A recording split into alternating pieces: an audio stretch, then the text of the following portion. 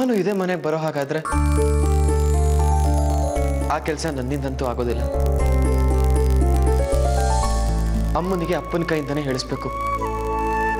ಆದ್ರೆ ಅಮ್ಮ ಇದಕ್ಕೆ ಒಪ್ತಾರ?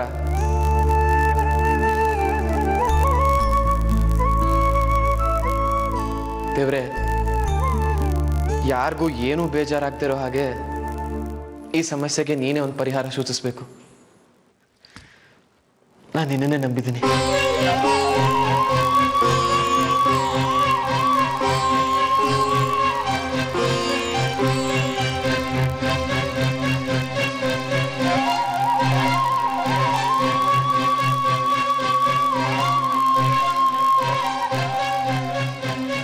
ಮನೋಜ್, ಏನು ಯೋಚನೆ ಮಾಡ್ತಾ ಇದ್ದೀರಾ? ಭಾರತಿ, ಅಮ್ಮನ ವಿಷಯನ ಅಪ್ಪನಿಗೆ ಹೇಗೆ ಹೇಳೋದು ಅಂತ ಯೋಚನೆ ಮಾಡ್ತಿದ್ದೆ. ನನ್ಗನ್ಸುತ್ತೆ ನೀವೀಗಲೇ ಹೇಳೋದು ಬೇಡ ಅಂತ. ಯಾಕೆ? ನೀವು ಮತ್ತೆ ಸಿಕ್ಕಿದ್ದೀರಾ ಅನ್ನೋ ಸಮಾಧಾನದಲ್ಲಿ ಮಾವ ನೆಮ್ಮದಿಯಾಗಿದ್ದಾರೆ. ಈಗ ಈ ವಿಷಯ ಹೇಳಿದ್ರೆ ಖಂಡಿತ ಅವ್ರು ಸಹಿಸ್ಕೊಳ್ಳಲ್ಲ. ಅದಕ್ಕೆ ಸ್ವಲ್ಪ ದಿನ ಬಿಟ್ಟು ಆಮೇಲೆ ವಿಷಯ ಹೇಳೋಣ. ಹೌದು ಭಾರತಿ, ನೀನು ಹೇಳಿದ್ ಸರಿ. ಒಳ್ಳೆ ಟೈಮ್ ನೋಡ್ಕೊಂಡು ಅಪ್ಪಂಗೆ ಹೇಳ್ತೀನಿ. ಆಚೆ ಹೋಗ್ತೀನಿ.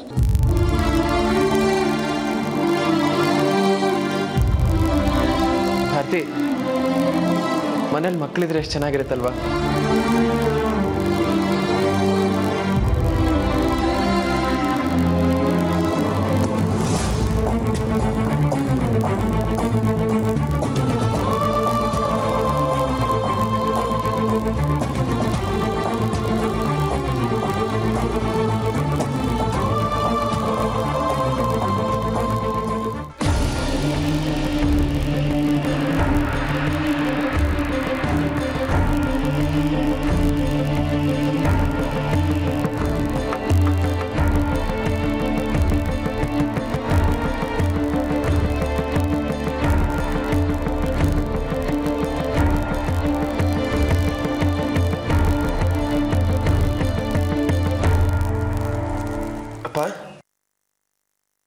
ಅಪ್ಪ,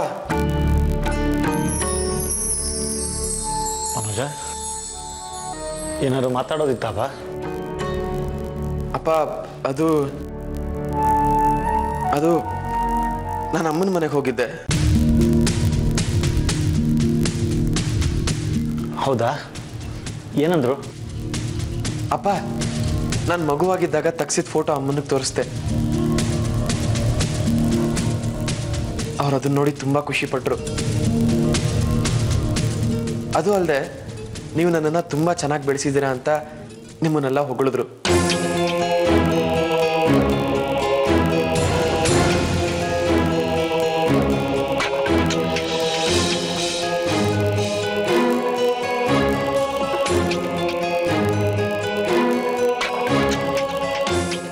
ನಮ್ಮನ್ನು ಹೊಗಳಿದ್ರಾ?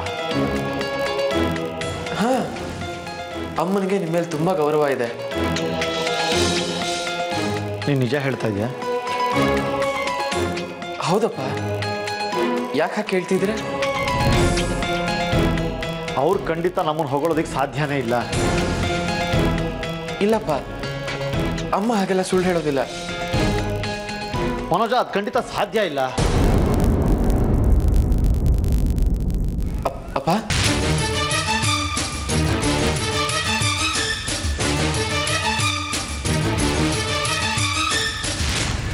ಅಂದರೆ ನೀವು ಮನೆ ಬಿಟ್ಟು ಹೋಗಿದ್ದಾಗ ಅವರೇ ನಿನ್ನ ರಕ್ಷಿಸ್ತವ್ರು. ಜೊತೆಗೆ ನೀವು ಮನೆ ಬಿಟ್ಟು ಹೋಗಿದ್ದಕ್ಕೆ ನಾವೇ ಕಾರಣ ಅಂದ್ಕೊಂಡಿರ್ತಾರೆ. ನಮ್ಮ ಬಗ್ಗೆ ಬೇಸರನೂ ಆಗಿರುತ್ತೆ. ಹಾಗಾಗಿ ನಮ್ಮ ಬಗ್ಗೆ ಒಳ್ಳೆ ಮಾತಾಡೋದಕ್ಕೆ ಹೇಗೆ ಸಾಧ್ಯ ಅಲ್ವಾ ಅಂತ ಹೇಳಿದೆ ಅಷ್ಟೇ. ಹಾಗೇನೂ ಇಲ್ಲಪ್ಪ. ಅಮ್ಮ ತುಂಬ ಒಳ್ಳೆಯವರು. ಅವ್ರ ಬಗ್ಗೆ ನಿಮಗೆ ತುಂಬ ವಿಷಯಗಳು ಗೊತ್ತಿಲ್ಲ.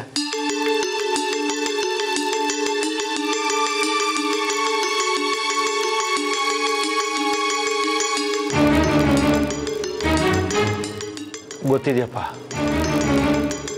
ಈಗೀಗ ನನಗೆ ನಿಧಾನವಾಗಿ ತುಂಬ ವಿಷಯಗಳು ಅರ್ಥ ಆಗ್ತಾ ಇದೆ.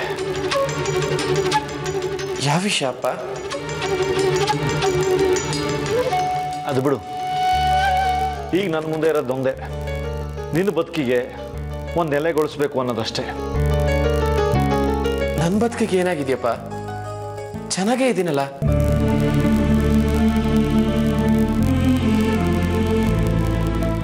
ನೀನು ಹಾಗೆ ಅನ್ಕೊಂಡಿದ್ಯಾ ಅಷ್ಟೇ. ಆದರೆ ತಂದೆ ತಾಯಿಯಾಗೆ ನಮಗೆ ಸಾಕಷ್ಟು ಜವಾಬ್ದಾರಿಗಳಿವೆ. ಅದನ್ನು ನಿಭಾಯಿಸೋವರೆಗೂ ನಮಗೆ ನೆಮ್ಮದಿ ಇಲ್ಲ.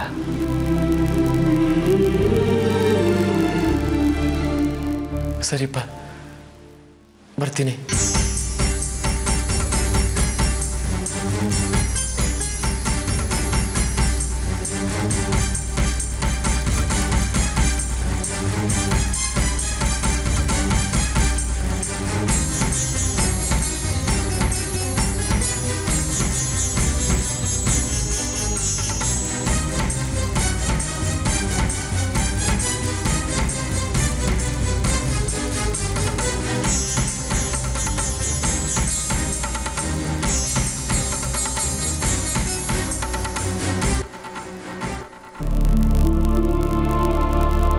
ಸರ್, ಇನ್ವೆಸ್ಟಿಗೇಷನ್ ಎಲ್ಲ ಮುಗ್ದಿದೆ. ಎವಿಡೆನ್ಸ್ ಎಲ್ಲ ನಮ್ಮ ಕಡೆನೇ ಇದೆ ಸರ್. ಇವತ್ತು ಫೈಲ್ನ ಕ್ರಾಸ್ ಚೆಕ್ ಮಾಡಿ ನಾಳೆ ಕೋರ್ಟಿಗೆ ಸಬ್ಮಿಟ್ ಮಾಡ್ತೀನಿ.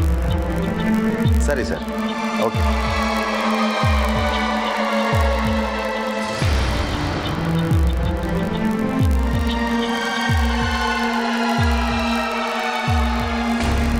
ಮನೋಜ,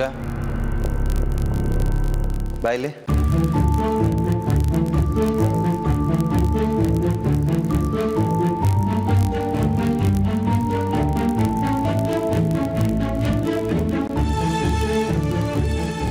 ನಾನು ಗಮನಿಸ್ತಾನೆ ಇದ್ದೀನಿ ಮನೋಜ.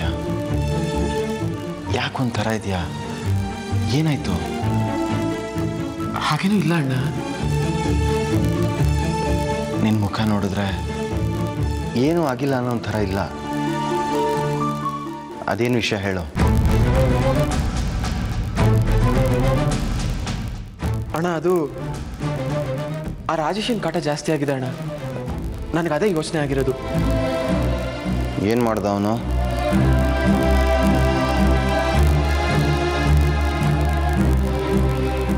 ಎಲ್ಲಿ ಹೋದ್ರೂ ತುಂಬ ಟಾರ್ಚರ್ ಕೊಡ್ತಾನಣ್ಣ. ನಾನು ಭಾರತಿ ಹನಿಮೂನ್ ಹೋಗಿದ್ವಲ್ಲ, ಅಲ್ಲಿಗೂ ಬಂದು ತುಂಬ ತೊಂದರೆ ಕೊಟ್ಟ. ಪಾಪ ಭಾರತಿ ಅಲ್ಲಿದ್ದಷ್ಟು ದಿನನೂ ತುಂಬ ಹೆದರ್ಕೊಂಡಿದ್ಲು.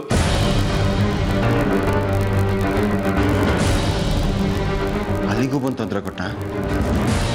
ಅಲ್ಲ ಮನೋಜ, ಇವಾಗ ಹೇಳ್ತಾ ಇದೆಯಲ್ಲೋ, ಅವಾಗಲೇ ಹೇಳಿದ್ರೆ ಅವ್ನ ಕೈಕಾಲು ಮುರಿದು ಬುದ್ಧಿ ಕಲ್ಸಿರ್ತಿದ್ದೆ.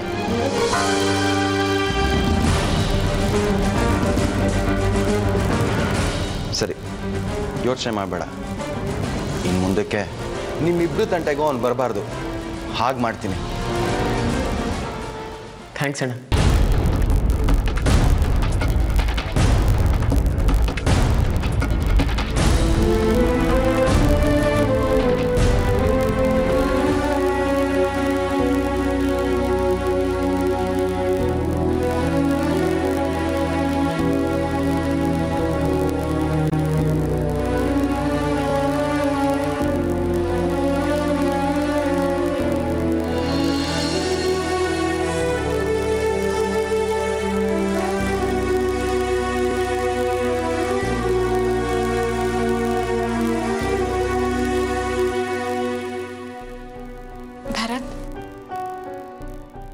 ಅಡುಗೆ ರೆಡಿಯಾಗಿದೆ, ಊಟಕ್ಕೆ ಬನ್ನಿ.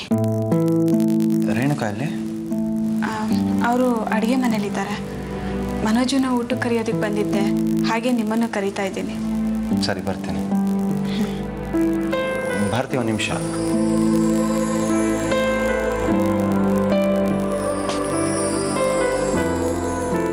ಭಾರತಿ, ಆವಾಗಲೇ ಅದೇನೋ ನಿನ್ನ ಜೀವನದಲ್ಲಿ ಆಟ ಆಡ್ಬಿಟ್ರಿ ಅಂತ ಹೇಳ್ದಲ್ಲ, ಏನದು?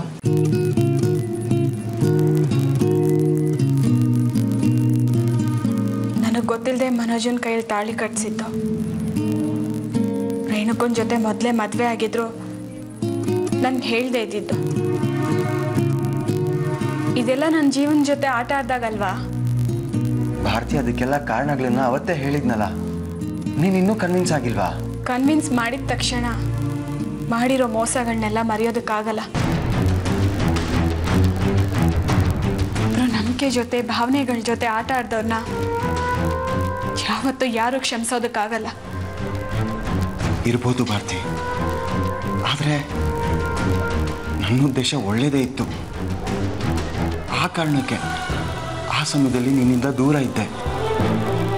ನನ್ನನ್ನು ನಂಬ್ಕೊಂಡು ಬಂದಿದ್ದ ರೇಣುಕನ್ನ ದೂರ ಇಟ್ಟಿದ್ದೆ. ನಿನ್ನ ಮನೋಜನ ಜೀವನ ಸರಿ ಹೋಗೋ ಹಾಗೆ ಮಾಡಬೇಕಾಗಿತ್ತು ನನ್ನ ಜವಾಬ್ದಾರಿ ಆಗಿತ್ತು. ಒಂದು ವೇಳೆ ನಾನು ಹಾಗೆ ಮಾಡದೇ ಇದ್ದಿದ್ರೆ ನಿನಗೆ ರೇಣುಕನ್ಗೆ ಇಬ್ರಿಗೂ ಮೋಸ ಮಾಡಿದಾಗ ಆಗ್ತಿತ್ತು. ಅರ್ಥ ಮಾಡ್ಕೋ. ಸತ್ಯಕ್ಕಿಂತ ಕೆಲವು ಸಲ ಸಮರ್ಥನೆಗಳೇ ಗೆಲ್ಲುತ್ತೆ. ಏನು ಮಾಡೋದಕ್ಕಾಗುತ್ತೆ? ಊಟಕ್ಕೆ ಬನ್ನಿ.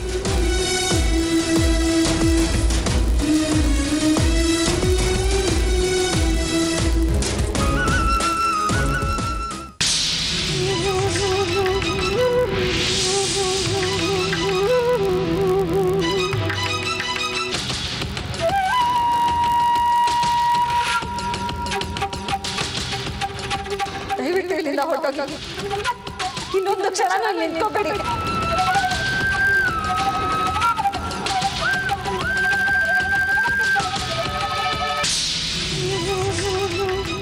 ಯಾಕ್ರಿ ಕತ್ಲಲ್ಲಿದ್ದೀರಾ?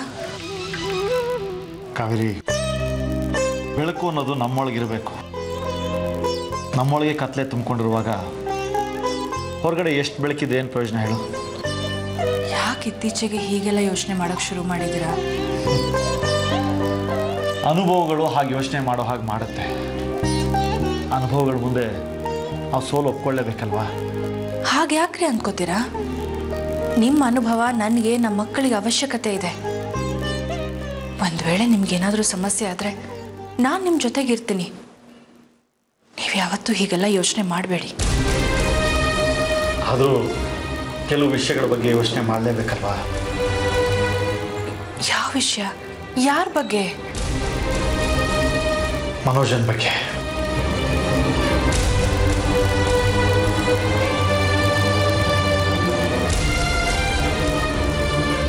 ಇಷ್ಟು ವರ್ಷ ಅವನನ್ನು ಸಾಕಿ ಬೆಳೆಸಿ ಪ್ರೀತಿ ತೋರಿಸಿದ್ದೀವಿ. ಅವನ ಜೀವನಕ್ಕೆ ನಿರ್ದಿಷ್ಟವಾಗಿ ಏನೂ ಮಾಡಿಕೊಟ್ಟಿಲ್ಲ. ಅದಕ್ಕೆ ನಮಗಿರೋ ಆಸ್ತಿಲಿ ಅವನ ಬದುಕಿಗೆ ಒಂದು ದಾರಿ ಮಾಡಿಕೊಡೋಣ ಅಂತ. ಆದರೆ ಈಗ ಆಸ್ತಿ ಕೊಡೋ ವಿಚಾರ ಯಾಕೆ? ಈಗಲ್ದಿದ್ರೆ ಯಾವಾಗಲಾದರೂ ಮಾಡಲೇಬೇಕಲ್ಲ, ಅದಕ್ಕೆ ಈಗಲೇ ಮಾಡಿಬಿಡೋಣ ಅಂತ.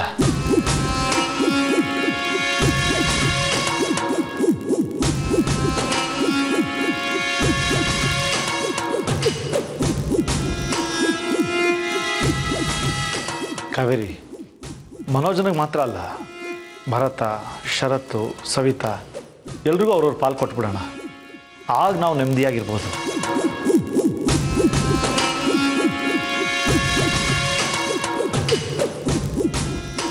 ರೀ, ನಮ್ಮ ಮಕ್ಕಳು ಯಾವತ್ತೂ ಆಸ್ತಿ ಪಾಲು ಅನ್ನೋದ್ರ ಬಗ್ಗೆ ಯೋಚನೆ ಮಾಡಿಲ್ಲ. ಭರತ, ಶರತ ಇಬ್ಬರು ಸ್ವತಂತ್ರವಾಗಿ ದುಡಿತಾ ಇದ್ದಾರೆ. ಈಗ ನೀವು ಆಸ್ತಿ ಪಾಲು ಮಾಡಿಬಿಟ್ರೆ ಮನೋಜ ದುಡಿಯೋದ್ರ ಬಗ್ಗೆ ಯೋಚನೆ ಮಾಡೋದನ್ನು ಬಿಟ್ಬಿಟ್ಟು ಸುಮ್ಮನೆ ಆಗ್ಬಿಡ್ತಾನೆ. ನನ್ನ ಗಂಡ ಏನೂ ಕೆಲಸ ಮಾಡ್ತಿಲ್ವಲ್ಲ ಅಂತ ಭಾರತಿ ತುಂಬ ನೊಂದ್ಕೋತಾಳೆ. ಅದಕ್ಕೆ ಮನೋಜ ಸ್ವತಂತ್ರವಾಗಿ ದುಡಿಯೋವರೆಗೂ ನೀವು ಆಸ್ತಿ ಪಾಲು ಮಾಡೋದ್ರ ಬಗ್ಗೆ ಯೋಚನೆ ಬಿಟ್ಟುಬಿಡಿ. ಮನೋಜಂಗೆ ಎಲ್ಲರಿಂದ ಅವಮಾನ ಆಗೋದು ನನಗಿಷ್ಟ ಇಲ್ಲ ರೀ.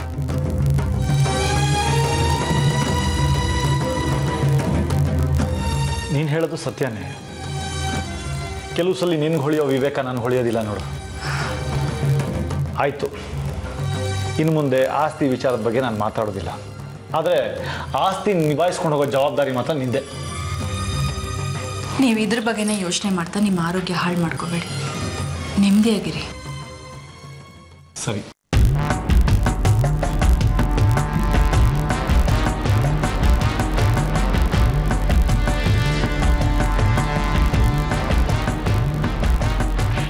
ನೋಡ್ದ ಇವಳ ಎಲ್ಲ ಆಸ್ತಿನೂ ಮನೋಜನ ಹೆಸರಿಗೆ ಮಾಡಬೇಕು ಅಂತ ಗಂಡನಿಗೆ ಹೇಳ್ಕೊಡ್ತಾ ಇದ್ದಳಲ್ಲ. ನಾನಿರಬೇಕಾದ್ರೆ ನಾನು ಕಾರಣ ಮುಂದೆ ಅದು ಹೇಗೆ ನಡೆಯುತ್ತೋ ನಾನು ನೋಡ್ತೀನಿ.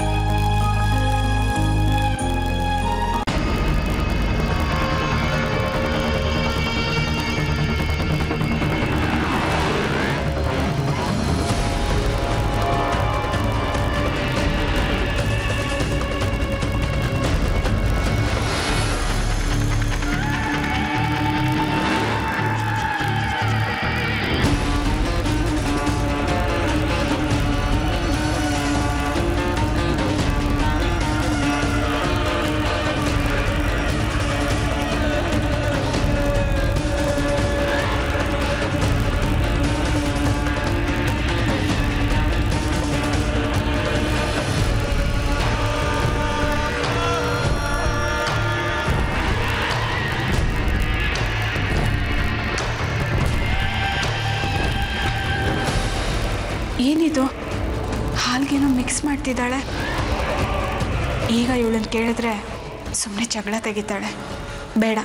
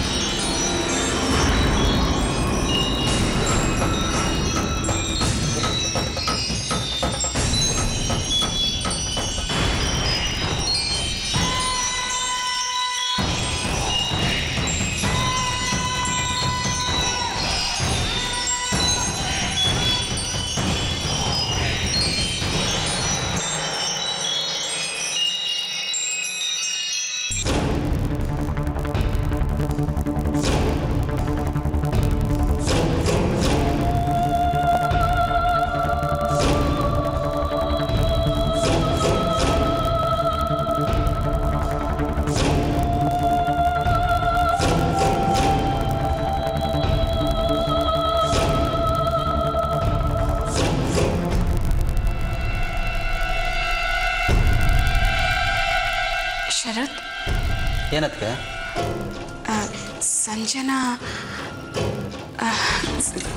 ಸಂಜನಾ ನಿನ್ನ ಜೊತೆ ಹೇಗಿದ್ದಾಳೆ? ಚೆನ್ನಾಗಿದ್ದಾಳೆ ಅದಕ್ಕೆ. ಯಾಕೆ? ಒಂದು ವಿಷಯ ನಿನ್ನ ಗಮನಕ್ಕೆ ತರಬೇಕಾಗಿತ್ತು, ಅದಕ್ಕೆ ಕೇಳಿದೆ. ಏನು ವಿಷಯ ಅದಕ್ಕೆ? ಶರತ್, ಸಂಜನಾ ನೀನು ಕೊಡೋ ಹಾಲಲ್ಲಿ ಏನೋ ಪೌಡರ್ ಮಿಕ್ಸ್ ಮಾಡ್ತಿದ್ದಾಳೆ. ಸ್ವಲ್ಪ ಎಚ್ಚರಿಕೆಯಿಂದ ಇರು. ಏನು ಹೇಳ್ತಾ ಇದ್ದೀರ ಅದಕ್ಕೆ ನೀವು? ನಾನು ನೋಡಿದ್ದನ್ನ ಹೇಳ್ತಾ ಇದ್ದೀನಿ.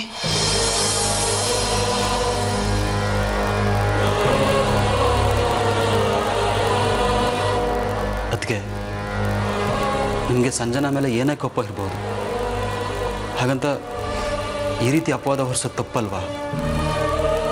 ಅದರಿಂದ ನನಗೇನೂ ಆಗಬೇಕಾಗಿಲ್ಲ. ನಾನು ಸತ್ಯನೇ ಹೇಳ್ತಾ ಇದ್ದೀನಿ. ನೋಡು ಶರತ್, ನಿನಗೆ ನಿಜಾಂಶ ಗೊತ್ತಾಗಬೇಕು ಅಂದರೆ ಇವತ್ತು ಅವಳು ನಿನಗೆ ಕೊಡೋ ಹಾಲನ್ನು ಕುಡಿಬೇಡ.